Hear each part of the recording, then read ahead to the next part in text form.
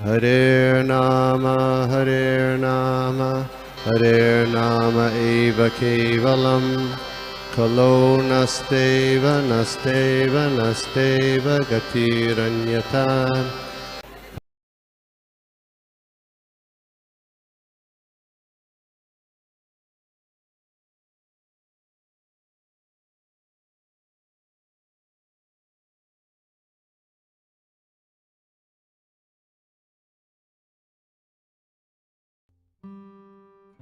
ओम ज्ञानतिमिरान्धस्य ज्ञानाञ्जनशलाकया चक्षुरुन्मिलितं येन तस्मै श्रीगुरवे नमः।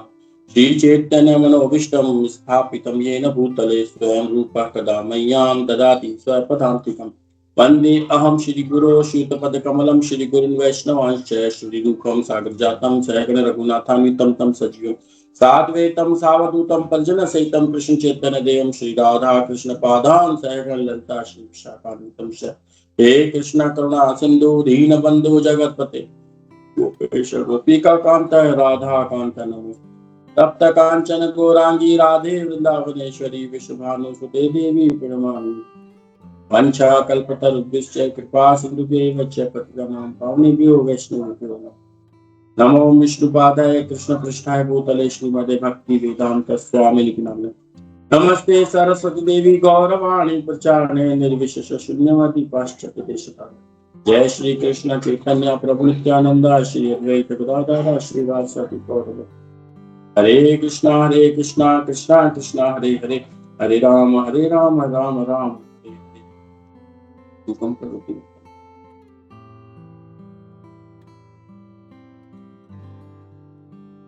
हरे कृष्णा प्रभु जी माता जी जितने भी श्रोता भक्त हैं कृपया आप मुझे आशीर्वाद दें ताकि मैं कुछ यहाँ पर आचार्यों में से जो मैंने सीखा है मैं कुछ बोल पाऊँ। तो आज मुझे जो सेवा दी गई है वो सेवा है स्कंद 3 अध्याय 14 श्लोक संख्या 18 एवं 19 और बहुत ही अच्छे श्लोक हैं ये, व्यवहारिक श्लोक हैं ये। और पूरा ये जो चैप्टर है संध्या समय दिति का गर्भ धारण, ये पूरा ही जो है एक पारिवारिक जीवन के लिए, एक गृहस्थ आश्रम के लिए एक व्यवहारिक है। इस पे जो हम चर्चा करते हैं तो इसमें ये नहीं है कि हमें कुछ शास्त्रों से जो हम सीखे हैं वो बोलते हैं, लेकिन इसके बाद भी ये है कि हम जब तक शास्त्र नहीं भी सीखे थे तब तक भी हम इन कई चीजों को हम पालन जीवन में करते थे। आज से 30 साल पहले, 40 साल पहले, 50 साल पहले, 60 साल पहले तक ये नियम चालू रहते थे, ये नियम थे। लेकिन धीरे धीरे आधुनिकता, मॉडर्न सिविलाइजेशन होता गया और धीरे धीरे ये रूढ़िवाद को कह करके हम इसको, जो हमारे जो सभ्यता है उनको हम धीरे धीरे नकारते गए। तो आज का जो श्लोक है 18 नंबर, सर्वश्रमानुपाधाय स्वश्रामेण कलत्रवान् व्यसार्णवमत्येति जलयानेऽर्था अर्वणम्।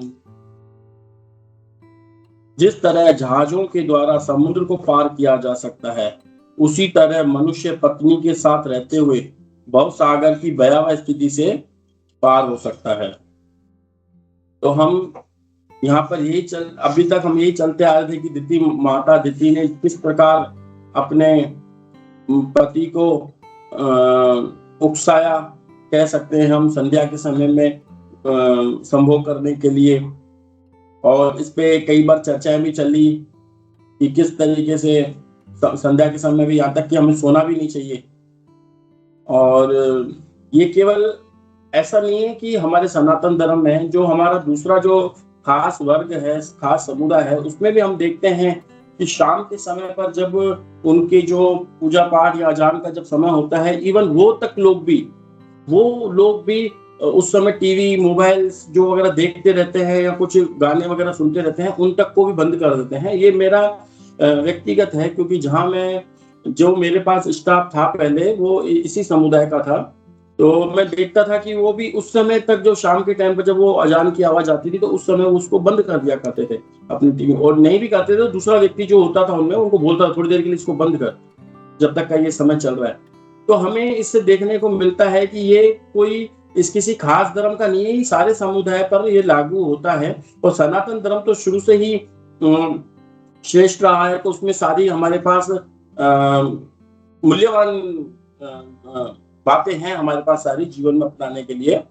तो इसमें हमने अब तक देखा कि किस तरीके से अभी जो मॉडर्न सिविलाइजेशन होता जा रहा है, किस तरीके से अभी हम हर त्योहार को एक इंद्र तृप्ति का साधन बनाते जा रहे हैं। जैसे नवरात्रि आए, जैसे प्रभु जी ने बताया था, आनंद वृंदावन प्रभु जी ने, और अभी जो जीवन कृष्ण प्रभु आए थे परसों के रोज, उन्होंने भी यही चीज हमें बताई थी कि जो समय आता है, अभी जो समय चल रहा है नवरात्रि के समय पर, इसके बाद दिसंबर और जनवरी में आनंद वृंदावन प्रभु जी ने बताई थी कि किस तरीके से ये जो मिसकैरेज होते हैं या अबॉर्शन होते हैं, वो इस समय डॉक्टर बताते हैं कि सबसे ज्यादा होते हैं, क्योंकि तड़क भड़क बहुत ज्यादा रहती है। क्योंकि अभी हमारा उद्देश्य वो रहा ही नहीं त्योहारों को मनाने का कि किसी तरीके से हम भगवान की प्राप्ति कर पाए, केवल एक इंद्र तृप्ति का साधन बन के रह गए। लेकिन इसमें हमने स्त्रियों के भी पीछे चर्चा की, किस तरीके से स्त्रियों का पतन हुआ है, किस तरीके से स्त्रियां आजकल चल रही हैं, स्त्रियों का क्या पढ़ाई लिखाई तो हो गई उनकी, कल माता जी ने बताया कि वो बहुत अच्छे से हो गई हैं, लेकिन अपने बच्चों तक को भी नहीं संभाल पा रही, केवल पैसे कमाने के पीछे ही हम भाग रहे हैं। बच्चों को हम वो वैल्यू नहीं दे पा रहे जो उनको आवश्यकताएं हैं, है ना। तो उसी के आधार पर आज हम देखते हैं कि किस तरीके से एक सुखी जीवन के लिए, एक आध्यात्मिक जीवन के लिए, एक तुष्टि जीवन के लिए एक स्त्री, एक महिला का जीवन में होना बहुत ज्यादा जरूरी है। अगर वो महिला अगर हमारे किसी व्यक्ति के जीवन में नहीं है, अगर गृहस्थ आश्रम में, तो किस तरीके से हम ये समाज नष्ट की तरफ और बढ़ता है। अब यहाँ पर देखो, श्री प्रभुपाद जी की तात्पर्य में पढ़ते हैं, जिस तरह जहाजों के द्वारा समुद्र को पार किया जा सकता है, उसी तरह मनुष्य पत्नी के साथ रहते हुए भवसागर की भयावह स्थिति से पार हो सकता है। हम तात्पर्य पढ़ेंगे, बहुत अच्छा तात्पर्य है, क्योंकि हम जो बोले समझ में आया नहीं है, लेकिन प्रभुपाद जी जो बोलते हैं वो समझ में आता है, इसीलिए हमें इससे वंचित नहीं रहना चाहिए। संसार से मोक्ष के प्रयास में सहयोग करने के लिए 4 सामाजिक व्यवस्थाएं अर्थात आश्रम है। ये है ब्रह्मचार्य या पवित्र छात्र जीवन, पत्नी के साथ गृहस्थ जीवन, वानप्रस्थ तथा संन्यास। सफल प्रगति के लिए ये सभी गृहस्थ पर निर्भर करते हैं और अपनी पत्नी के साथ रहता है। यह सहयोग जीवन की 4 सामाजिक व्यवस्थाओं तथा 4 आध्यात्मिक व्यवस्थाओं के सुचारू रूप से कार्य करने के लिए अति आवश्यक है। यह वैदिक वर्णाश्रम प्रणाली सामान्यतः जाति प्रथा कहलाती है। अपनी पत्नी के साथ रहने वाले पुरुष की सबसे बड़ी जिम्मेदारी होती है कि अन्य आश्रमों के सदस्यों, ब्रह्मचारियों, वानप्रस्थों तथा सन्यासियों के भरण पोषण की। गृहस्थों को छोड़कर अन्य सबों से आशा की जाती है कि वे जीवन की आध्यात्मिक प्रगति में लगे रहे। अतः ब्रह्मचारी, वानप्रस्थ तथा सन्यासी को जीविका कमाने के लिए बहुत ही कम समय मिलता है, इसलिए वे गृहस्थों से भिक्षा एकत्र करते हैं और इस तरह से वे जीवन की न्यूनतम आवश्यकताओं की पूर्ति करते हैं और आध्यात्मिक ज्ञान का अनुशीलन करते हैं। समाज के अन्य 3 वर्गों को आध्यात्मिक मूल्यों का अनुशीलन करने में सहायता करके गृहस्थ भी आध्यात्मिक जीवन में प्रगति करता है। अंततोगत्वा समाज का हर सदस्य स्वतः आध्यात्मिक रूप से उन्नत बनता है और अविद्या के सागर को सहज ही पार कर जाता है। आज क्या है प्रभु जी? छुट्टी है बच्चों की। हमारे घर पे 1 नहीं, 2 नहीं, 3 नहीं, 4 नहीं, 5 बच्चे हैं। 3 ऊपर, 2 3 नीचे हैं, 2 ऊपर है, तो सब मिल जाते हैं, तो थोड़ा सा घर में हो जाता है, तो आवाजें आएंगी बच्चों की यहाँ से, तो मैं उसके लिए पहले ही आपसे क्षमा याचना मांग लेता हूँ प्रभु जी, माता जी। तो वर्णाश्रम धर्म के बारे में यहाँ पर दिया गया है कि जो वर्णाश्रम धर्म होता है उसमें एक गृहस्थ ब्रह्मचारी जीवन, गृहस्थ जीवन और उसके बाद वानप्रस्थ और सन्यास। तो हम देखते हैं कि जो ब्रह्मचारी जीवन जो होता है, ब्रह्मचारी जीवन के बाद उसके बाद 2 विकल्प होते हैं कि यहाँ तो आप गृहस्थ आश्रम में घुसो और गृहस्थ आश्रम में नहीं घुसते हो तो आप सीधे ही सन्यास की तरफ बढ़ो, अपनी ट्रेनिंग लेकर के आप सीधे ही सन्यास की तरफ बढ़ो। तो जो ब्रह्मचारी जीवन होता है उसके पास अनुभव रहता है गृहस्थ आश्रम का और वानप्रस्थ का, लेकिन इतना अनुभव नहीं रहता जो व्यक्ति गृहस्थ में घुस करके जो बाहर निकलता है और जो छात्र ये चाहता है कि नहीं मैं गृहस्थ जीवन में घुसूंगा, तो उसका मतलब ये होता है कि उसको ट्रेनिंग दी जाती है कि वापस बाहर निकलने की, कि आप जा तो रहे हो वहां पर, लेकिन किस तरीके से आप वापस बाहर निकलेंगे।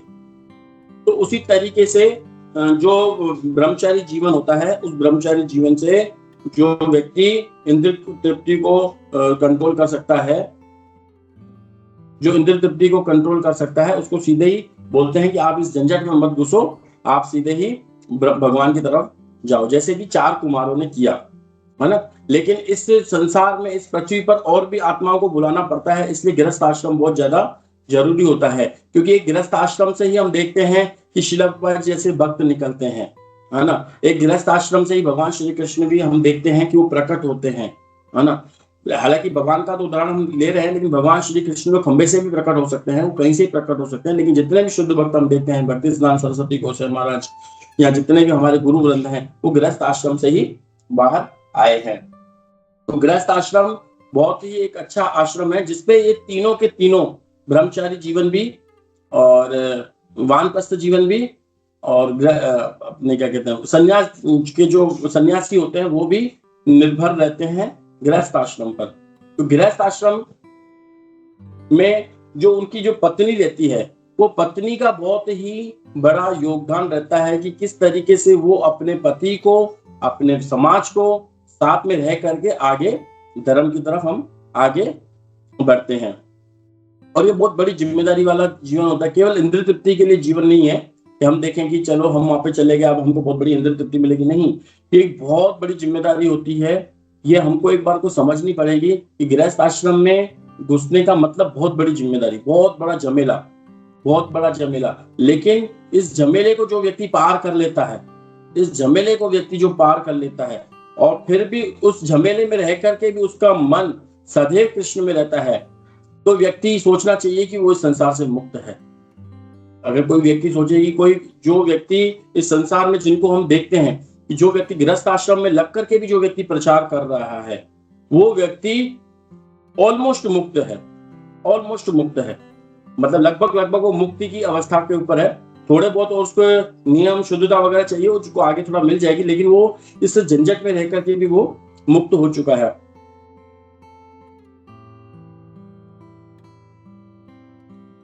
और जो ब्रह्मचारी जीवन होता है, जो ब्रह्मचारी जीवन में कोई व्यक्ति सोचे कि चलो हम उसकी तरफ नहीं जा रहे हैं, इंद्रिय तृप्ति की तरफ नहीं जा रहे हैं, गृहस्थ आश्रम में नहीं जा रहे हैं, तो उनकी भी एक बहुत बड़ी जिम्मेदारी बन जाती है कि किस तरीके से वो ग्रहण करके ज्ञान और जो गृहस्थ जीवन है उनको ज्ञान दें, उनको ज्ञान दें।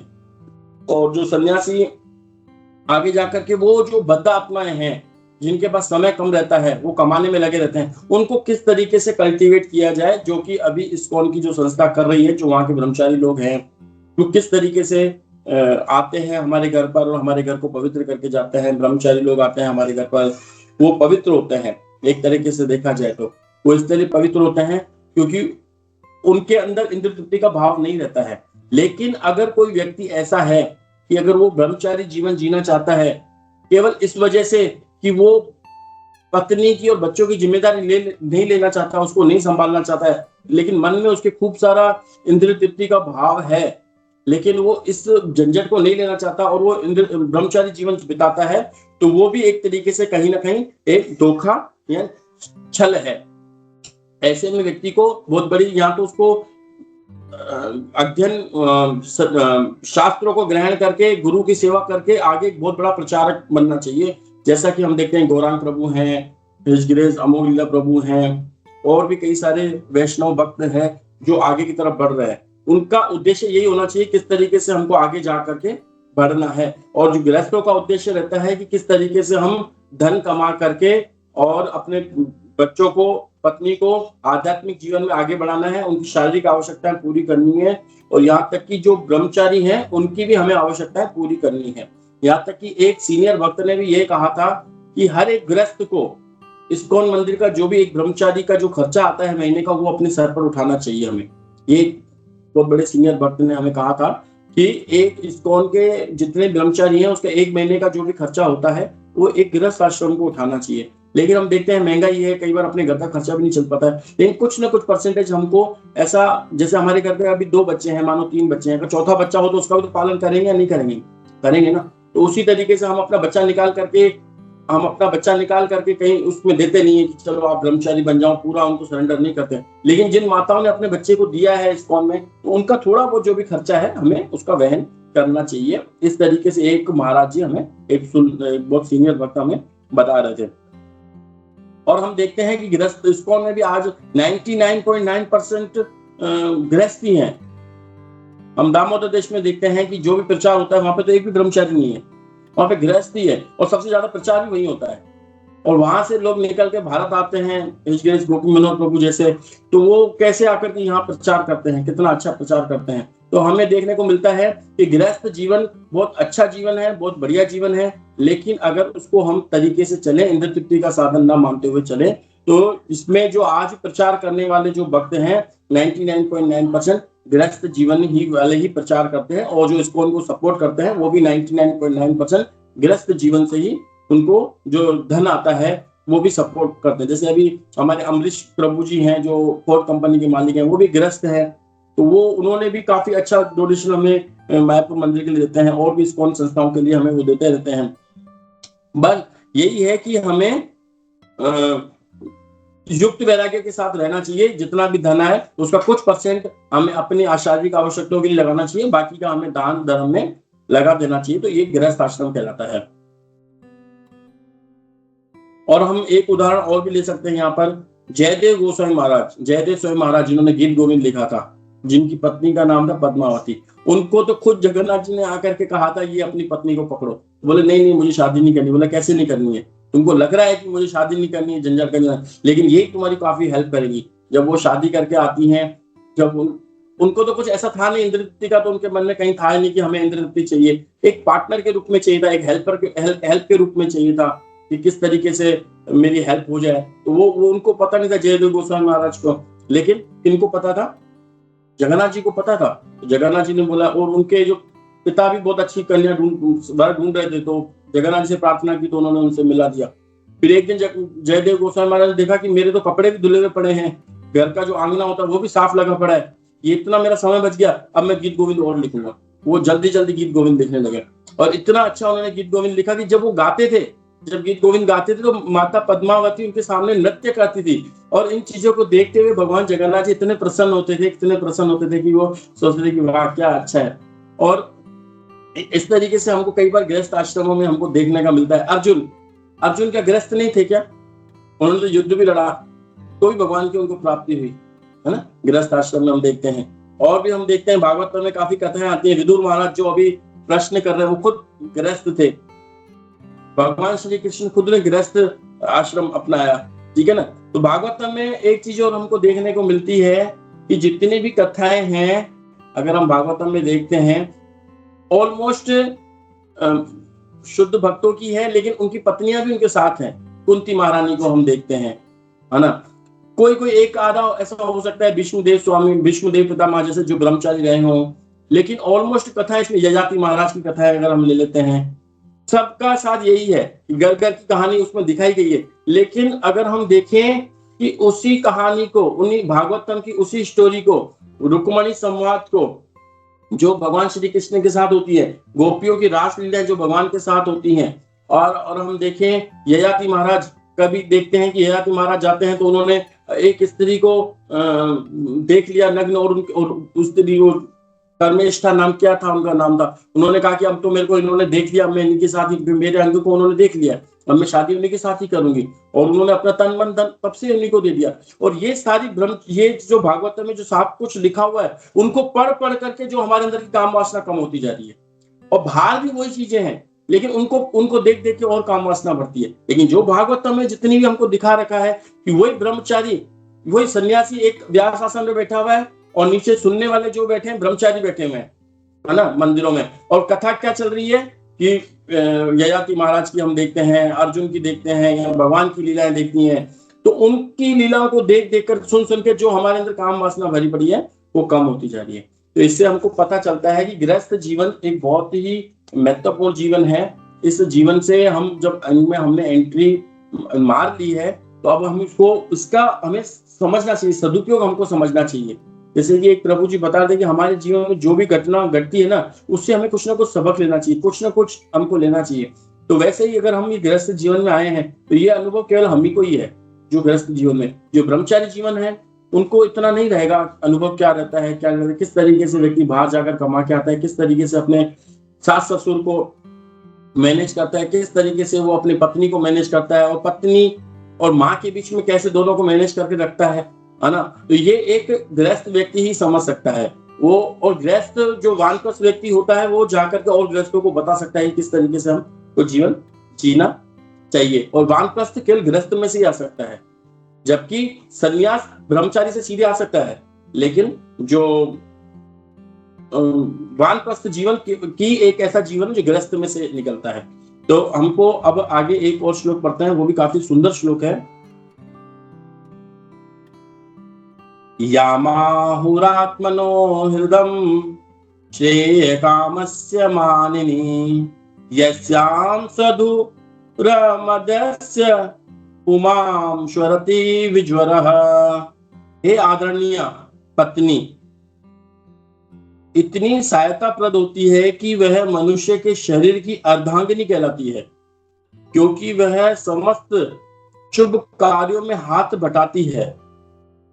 पुरुष अपनी पत्नी पर जिम्मेदारियों का सारा भार डालकर निश्चित होकर विचरण कर सकता है।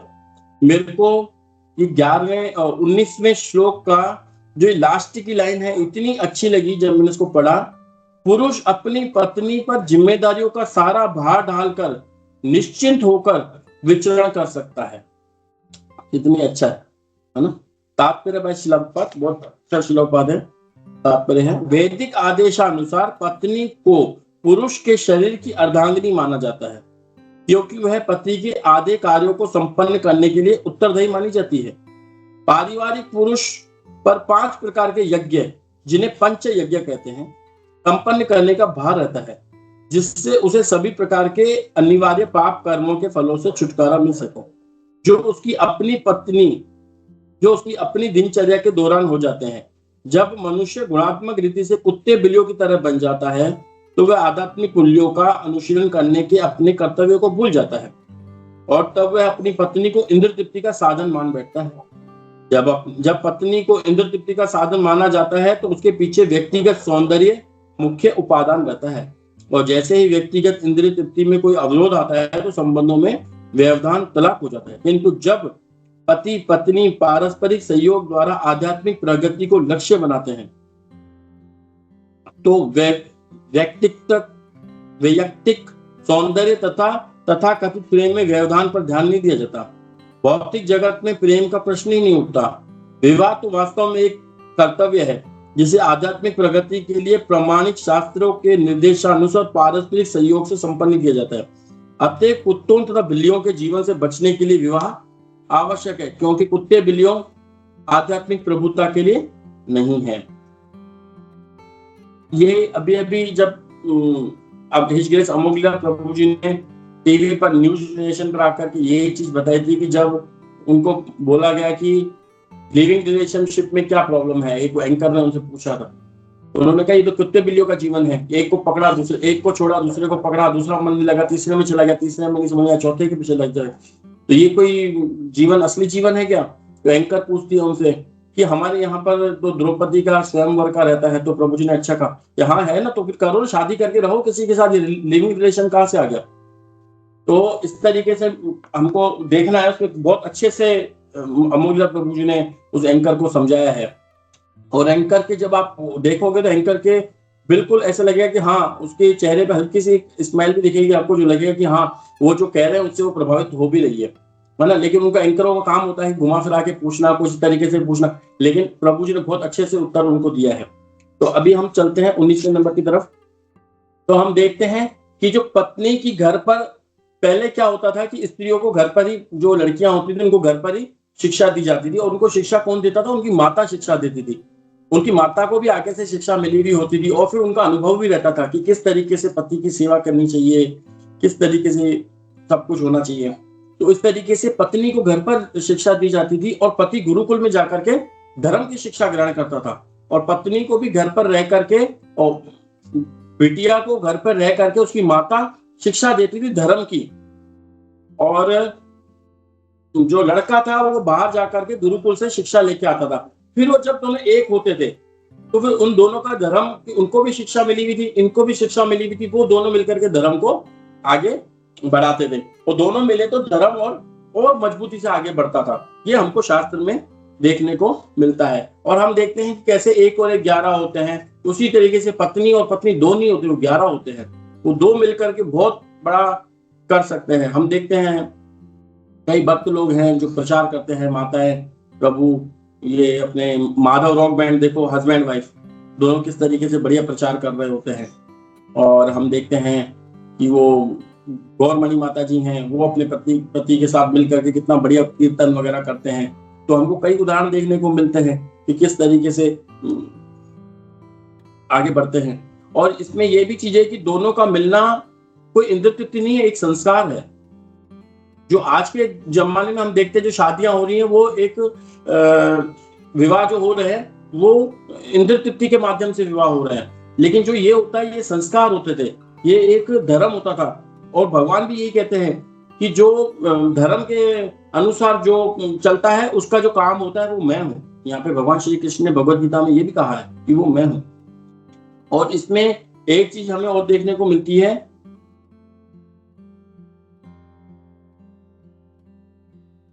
भयावह स्थिति जो हम देखते हैं पिछले वाले श्लोक में क्या है कि उसी तरह मनुष्य पत्नी के साथ रहते हुए भव सागर की भयावह स्थिति से पार हो सकता है। तो भयावह स्थिति क्या बताया गया है? भयावह स्थिति है कि मनुष्य धर्म से नीचे आना। सबसे भयानक इस संसार, इस पूरे पृथ्वी या पूरे संसार में या पूरे लोकों में अगर हम एक चीज देखें कि इस वक्त जब हम मनुष्य के लेवल पर हैं, अगर मनुष्य से जैसे हम नीचे गिरे तो ये बहुत बड़ी भयावह स्थिति है। हमें अग्रसर होकर के ऊपर की ओर उठना चाहिए, ना कि नीचे की ओर। तो सबसे भयानक स्थिति क्या है? जब हमको अच्छी पत्नी मिलती है तो हमें धार्मिक पत्नी मिलती है, और हम खुद भी धार्मिक जब होते हैं तो दोनों का जीवन एक अच्छा चलता है, और वो भयावह स्थिति से नीचे गिरने पर डर जाते हैं। और आजकल हम देखते हैं कि जब कोई रिश्ता भी होता है तो केवल हम सौंदर्यता की तरफ हम देखते हैं। कैसे देखते हैं? सौंदर्यता की तरफ देखते हैं कि किस तरीके से व्यक्ति, लड़की सुंदर है, लड़का सुंदर है, तो हम उनका शादी ब्याह कराते हैं। लेकिन उनके जो अंदर के गुण होते हैं वो हमें दिखते नहीं है कि वो अंदर के गुण कैसे हैं। और कई बार इस वजह से कई व्यक्ति मात भी खा जाते हैं। तो इंद्रिय सुख भी हम देखते हैं कि संसार में हमको पता पड़ा है कि कितने 3 प्रकार के सुख बताए गए हैं। जो इंद्रियों के माध्यम से हमें सुख मिलता है, मन के माध्यम से हमें सुख मिलता है, बुद्धि के माध्यम से हमें सुख मिलता है, और एक आत्मा के लेवल पे हमें जो सुख मिलता है। तो हमको ये बताया गया है कि जो सुख, जो इंद्रियों वाला सुख है वो तो बिल्कुल क्षणिक सुख होता है। तो इसको हम क्षणिक क्यों कहते हैं, इसको हमें समझना पड़ेगा। इसको यूं समझना पड़ेगा कि जिस तरीके से हमारे जो इंद्रियां हैं, जो हमको 5 ज्ञानेंद्रियां भगवान ने दी हैं, जो हमारे शरीर के साथ मिली हुई ज्ञानेंद्रियां, उन इंद्रियों के संपर्क में जब कोई विषय वस्तु आती है तो उसको सुख मिलता है। तो उसको जो सुख मिलता है वो तब तक का सुख रहता है जब तक वो उसके संपर्क में वो विषय वस्तु है। जैसे कि अगर हम समझे कि कोई बहुत बड़ा गर्मी का टाइम है और हम किसी कमरे में बैठे हैं और हमने एयर कंडीशनर, एसी चालू कर रखा है, तो एसी में से जो ठंडी ठंडी हवा हमारी त्वचा को लग रही है, जो त्वचा एक प्रकार की इंद्रिय है, तो उस इंद्रियों के साथ जब हम उसको टच हुआ तो हमें अच्छा सुख मिलेगा। लेकिन जैसे ही हम उस कमरे से बाहर गए या बिजली कटौत हो गई या एसी खराब हो गई, एसी बंद हो गई, तो वो हमें सुख मिलना बंद हो जाएगा। उसी तरीके से जब हम कुछ खाते हैं तो वो जो कुछ लड्डू, जामुन, गुलाब जामुन वगैरह जो हमारे मुख पे रखते हैं, तो जब तक वो हमारे इंद्रिय पे रहता है तब तक ही उसका टेस्ट हम उसका मिलता है। लेकिन जैसे ही वो अंदर चल जाता है उसका टेस्ट मिलना हमें बंद हो जाता है, और हमारी इच्छा भी काफी होती है कि हम उसको खाएं। लेकिन जब तक हमारा पेट अलाउ करता है जब तक हम उसको खाते हैं, लेकिन जैसे ही पेट मना करता है तो वो इंद्रिय वाला साधन भी हमें अच्छा नहीं लगता है। आंखों के सामने भी जब तक हमें सिनेमा, टीवी रहते हैं जब तक बहुत अच्छा लगता है, यानी जैसे ही वो डिस्कनेक्ट होता है तो हमारा अच्छा नहीं लगता हमको। हम इसी प्रकार से समझ सकते हैं कि जो ये शारीरिक सुख जो हम देखते हैं कि केवल इंद्र तृप्ति का साधन है, संभोग का साधन है, केवल अगर वो इंद्रियों के सुख के लिए है तो वो जब तक ही अच्छा लगेगा जब तक कि हम उसके साथ संपर्क में हैं। लेकिन जैसे संपर्क टूटता है तो हम उसके उसके साथ रहना नहीं पसंद करते, क्योंकि उसका स्वभाव हमें अच्छा लगता है, या कई चीजें ऐसी होती हैं जो हम यहाँ पर चर्चा भी नहीं कर सकते हैं कि क्यों, किस वजह से व्यक्ति उसके साथ नहीं रहना पसंद करता है। और हमें एक चीज, आनंद वृंदावन प्रभु का मैंने प्रवचन सुना था काफी समय पहले, तो उनको वो बता रहे थे कि जो हमारा जो जीवन है, जो शादी का जो जीवन होता है, उसमें अमेरिका जैसे देश के लिए उन्होंने बताया था कि वहां पर बहुत जल्दी जल्दी तलाक होते हैं। तो मानो कि अगर किसी का किसी हस्बैंड, ऐसे करके उन्होंने समझाया था, किसी की स्त्री और किसी का पुरुष अगर उनकी आपसी में नहीं बन रही है और उनके चांस हैं कि मानो 40% उनकी शादी टूट सकती है, लेकिन फिर भी 60% है कि वो शादी जुड़ी रह सकती है। लेकिन मानो कि उन्होंने 40% की वजह जो कारण है और वो ओके हो गया और उनकी शादी टूट गई, और स्त्री ने दूसरा पुरुष पकड़ लिया, पुरुष ने दूसरी स्त्री पकड़ ली, तो जो उनका आगे जाकर के 100% तलाक होगा ही होगा, क्योंकि जो यहाँ पे 40% चांसेस थे वहां पर अब वो 60% हो जाएंगे। 60% के बाद वो फिर 80% चांसेस हो जाते हैं। क्यों? क्योंकि दोनों के बीच में सहन करने की शक्ति बिल्कुल भी नहीं थी। तो हमें टॉलरेट बहुत जरूरी है करना, हमें बहुत जरूरी हो जाता है कि टॉलरेट करना, हमें सहन करना चाहिए। एक सहन शक्ति एक बहुत बड़ा सद्गुण है, बहुत बड़ा सद्गुण है जो भगवान में से निकलता है। भगवान ने भी बहुत सहन किया है। अपने शिशुपाल से 100 गालियां भगवान ने पूरे सभा में सहन की, जो एक ही गाली का जवाब दे सकते थे, लेकिन उन्होंने सहन किया, क्योंकि वो हमें शिक्षा देना चाहते हैं कि एकदम से हमको कभी गर्म नहीं होना चाहिए, क्रोध हर किसी के ऊपर नहीं दिखाना चाहिए। जब हम देखते हैं अर्जुन,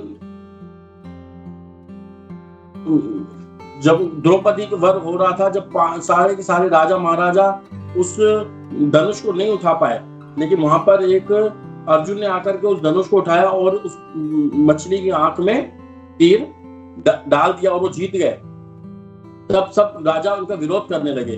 जब राजा विरोध करने लगे तो बीच में भगवान श्री कृष्ण ने बोला, जब तो सब राजा भगवान के ऊपर चढ़ गए, अरे तुम ग्वाल वाले हो, तुम क्या बोलते हो, ये हो। तो इतने में बलराम जी बैठे हुए थे। बलराम जी उनको बोलते हैं कि तुम कैसे बोल रहे हो, ये द्वारकाधीश है, ये वो, उनके ऊपर क्रोध करते हैं। तो भगवान श्री कृष्ण उनको समझाते हैं, दाऊ जी रुको, आप इतना क्रोध मत किया करो, आप पहले देखा करो कि सामने वाला पात्र आपके क्रोध के लायक भी है या नहीं, तब जाकर के आप क्रोध किया करो। तो और जो राजा थे और ज्यादा भड़क गए, क्या हम इनके क्रोध के लायक भी नहीं है क्या? तो इस तरीके से हमको देखना पड़ता है कि हमको इस तरीके से चलना पड़ता है, कहाँ हमें प्रणाम करना है, कहाँ हमें दूरी बनानी है, कहाँ क्रोध करना है, कहाँ क्रोध नहीं करना है। तो वो क्रोध भी हमको संभाल के रखना पड़ता है, कहीं कहीं काम आता है। जैसे हनुमान जी का क्रोध हमें काम आया था लंका जलाने में, है ना। तो ठीक भी वैसे भी अगर हम देखते हैं, केवल हमें सहन करने की शक्ति से ही काफी सद्गुण हमें मिल जाते हैं। और खास करके जब हम परिवार में रहते हैं तो हमें सहन करना आना चाहिए, ये हमें बहुत बड़ा एक गुण है। अगर हम सहन नहीं कर पाएंगे, चाहे पत्नी को भी सहन करना चाहिए, पति को भी सहन करना चाहिए। तो अब इतनी चर्चा हो गई, एक छोटा सा जोक्स भी मैंने सुना था, मुझे बहुत अच्छा लगा, मैं आपके सामने एक बताता हूँ। एक कोई व्यक्ति था, बिजनेसमैन था, उसने बहुत बड़ा व्यापार किया, लेकिन धीरे धीरे उसका व्यापार फेल होता गया तो उसका व्यापार में उसके पास कुछ भी नहीं बचा, और वो घर पे बैठा था एक कुर्सी पर, और सामने उसके एक पिक्चर लगी हुई थी जिसमें दोनों पति पत्नी खड़े हैं, शादी के समय की फोटो थी, और दोनों पति पत्नी मुस्कुरा रहे हैं। वो उस पिक्चर को देखे जा रहा था और वो ये सोच रहा था कि अब मेरे पास कुछ नहीं बचा, मैंने जितना भी इन्वेस्टमेंट किया था मेरा सब खत्म हो गया इन्वेस्टमेंट, अब मेरे पास कुछ भी नहीं, जहां मैंने इन्वेस्टमेंट किया है वहां मुझे नुकसान लगा है, अब मेरे पास कुछ नहीं बचा। वो इतने में सोच ही रहा था, इतने में वो पत्नी आती है चाय लेकर के या दूध लेकर के, जूस लेकर के आती है, पियो। तो एक नजर वो पत्नी पर डालता है, फिर एक नजर उस फोटो पे डालता है, फिर एक नजर पत्नी पे डालता है, फिर एक नजर उस फोटो पे डालता है। ऐसे करके उसने 2-4 बार वो देखा, और फिर वो तो हल्का सा मुस्कुराया। वो बोला, मैं अब तक गलत था कि मैं सोच रहा था कि मेरा जहां जहां इन्वेस्टमेंट हुआ है मैंने वहां नुकसान खाया है, जहां जहां इन्वेस्टमेंट हुआ है मैंने नुकसान खाया है। फिर उसने अपनी पत्नी को देखते हुए बोला कि एक यही इन्वेस्टमेंट मेरा डबल ट्रिपल हुआ है, शादी से पहले देखो कितनी पतली थी, अब देखो कितनी ट्रिपल साइज की हो गई है, तो एक इन्वेस्टमेंट तो मेरा बड़ा है जरूर। तो इस तरीके से वो बहुत मतलब अच्छा लग रहा था। तो गृहस्थ जीवन बहुत अच्छा है, हमें अच्छे से चलना चाहिए। और एक बार मैं जब दामोदर देश में था तो तुलसी प्रभु जी के घर पे था, तो तुलसी प्रभु जी को मैंने बोला, प्रभु जी थोड़ा स्वीट लो आप ज़्यादा। तो उन्होंने बोला, नहीं प्रभु मैं स्वीट नहीं लूंगा। मैंने कहा क्यों प्रभु? बोले मेरी धर्मपत्नी को शुगर की प्रॉब्लम है। तो मैंने कहा प्रभु धर्मपत्नी को शुगर की प्रॉब्लम आप तो ले सकते हो ना? तो वो हंस के बोले, नहीं नहीं नहीं प्रभु, धर्मपत्नी अर्धांगिनी होती है, आधा शरीर होता है, अगर मैं खाऊंगा तो उनका रिएक्ट वहां भी जाएगा, तो इसलिए मैं नहीं खाऊंगा। तो वो माता जी बैठी थी, माता जी ने उनकी तरफ देखा थोड़ा सा और बोले, ठीक है प्रभु जी आप दे दो मुझे थोड़ा सा स्वीट। तो उनको देखते ही उन्होंने थोड़ा सा स्वीट लिया, उनको खाने लगे। तो हम देखते हैं कि गृहस्थ जीवन में हम कि कितने भी रहते हैं जिनमें प्रचार जो चल रहा है वो केवल माताओं के पीछे ही प्रचार चलता है। आज भी हम देखते हैं कि जितने भी दामोदर देश में जितने भी प्रोग्राम्स होते थे, वहां पर कितनी माताएं आकर के पहले से प्रसादम की तैयारी कर लेते थे। इनके घर पे प्रोग्राम होते थे, तो अगर माताएं प्रसाद नहीं बनाए तो इतना प्रचार थोड़ी हो पाता था। आज भी अगर हम देखते हैं कि जो हमारे घर पे हमारे घर पे 4 मेहमान भी आ जाए या 4 भक्त लोगों को भी आ जाओ, तो वो भक्त लोग भी आएंगे तो प्रसन्न होकर तभी जाएंगे जब हम उनको अच्छे अच्छे प्रसाद खिलाएंगे, है ना। जगन्नाथ जी के डेटिस हमारे घर पे होंगे, गौर निताई के विग्रह हमारे घर पे होंगे। और व्यक्ति तो केवल कमा ही सकता है, कमाने के लिए बाहर जाएगा, कभी बॉस ने बोल दिया कि आज आपको 6 बजे आना है, उसको जाना पड़ेगा, तो पीछे डेटिस की सेवा कौन करेगा? तो माता करे, वो जो हमारे घर पे उनकी वाइफ बैठी है वो सेवा करेगी, वो बच्चों को संभालेगी, है ना। और जैसा कि यहाँ पे बता रखा है इस श्लोक में हम देखते हैं कि पुरुष अपनी पत्नी पर जिम्मेदारियों का सारा भार डालकर निश्चित होकर विचरण कर सकता है। वो कहीं भी जा सकता है। उसको कोई बोले कि आज यात्रा जा रही है 10 दिनों के लिए, पीछे बच्चे हैं, तो पत्नी बोलेगी ठीक है आप जाके आ जाओ, मैं अपने बच्चों को भी संभाल लूंगी, पीछे ध्यान रख लूंगी। और वो व्यक्ति बेझिझक होकर के वो निकल जाता है अपनी पत्नी, अगर पत्नी सही है तो, है ना। तो इसीलिए पत्नी का जो बहुत बड़ा सहयोग रहता है हमारे ऊपर। आज अगर हम ये भी उदाहरण लें कि हिजगिरज गोपी मनोहर प्रभु यहाँ पर जो ये इतने सालों से कोरोना के समय से हम एक दूसरे को जानते हैं, मतलब ऑनलाइन के माध्यम से जो इतना बड़ा प्रोग्राम चल रहा है, जो ये सुबह शाम मॉर्निंग साधना से लेकर के फिर भागवतम क्लास से लेकर के शाम को मराठी क्लास कह लें या उसको भगवत गीता क्लास कह लें, ये तभी संभव हो पाता है जब हर गृहस्थ कुंजेश्वरी माता जी उनके हेल्प करती है। अगर माता जी का हेल्प नहीं हो प्रभु को, तो प्रभु एक मिनट भी आगे नहीं बढ़ सकते, एक पल के लिए भी आगे नहीं बढ़ सकते।